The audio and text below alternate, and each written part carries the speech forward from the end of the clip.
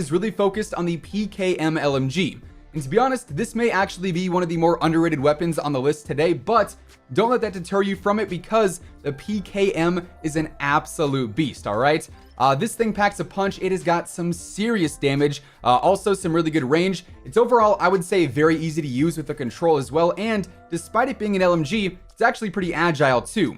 Now, the only real downside to it is that you gotta spend a solid chunk of time reloading, but you do get 100 rounds by default, so that's not a super common thing as is.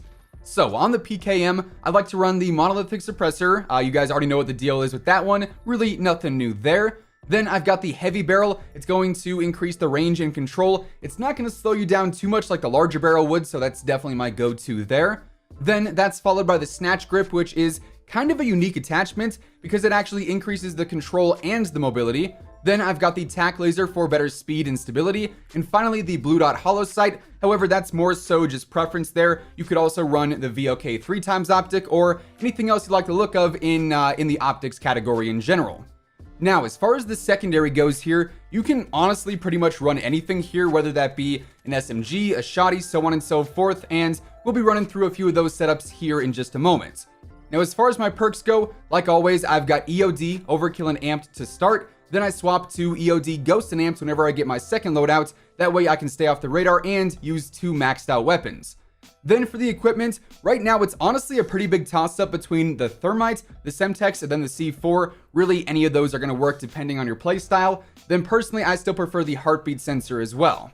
Now, moving into loadout number 4 here, this one is all about the car and the MP7, and this is easily my favorite loadout to use in the entire game. It is really aggressive, it's really fun, and it is so satisfying between the one-shot headshots with the car and the really nice range that the MP7 has too.